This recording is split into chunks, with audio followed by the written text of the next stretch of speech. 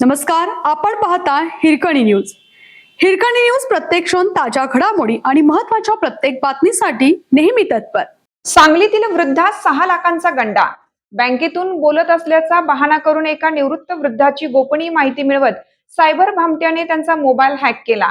त्यानंतर त्यांच्या बँकेतील मुदत ठेव आणि बचत खात्यातील तब्बल 6,17,000 रुपयांची रक्कम परस्पर लंपास केल्याचा प्रकार उघडकीस आला आहे.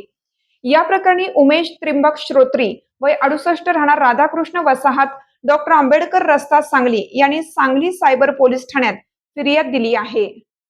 पोलिसांनी दिलेल्या माहितीनुसार फिर्यादी श्रोत्री हे निवृत्त असून सध्या घरात एकटेच राहतात. त्यांचे इंडसइंड बँकेत खाते आहे. त्यांनी या खात्यावर 7 मुदत ठेवी FD केल्या होत्या.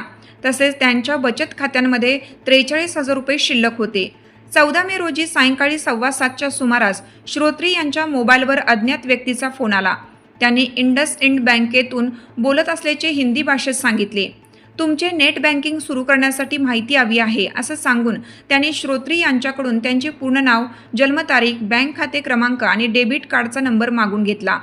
श्रोत्री यांनी बँकेचाच फोन समजून सर्व माहिती दिल्यानंतर काही वेळातच त्यांचा मोबाईल हॅक झाला.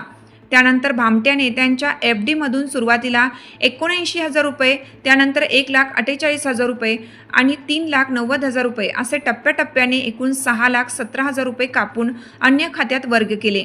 बँक खात्यातून रक्कम परस्पर हडप झाल्याचे समजताच श्रोत्री यांना धक्का बसला. हा प्रकार रात्रीच्या सुमारास निदर्शनास आला. तोपर्यंत बँक बंद झाली होती.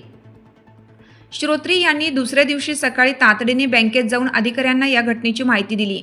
त्यानंतर सायबर क्राईमच्या पोर्टलवर ऑनलाईन तक्रार नोंदवून सायबर पोलीस ठाण्यात प्रत्यक्ष धाव घेतली. या प्रकरणी सायबर पोलिसांनी भामट्याविरुद्ध गुन्हा दाखल केला असून पुढील तपास सुरू आहे.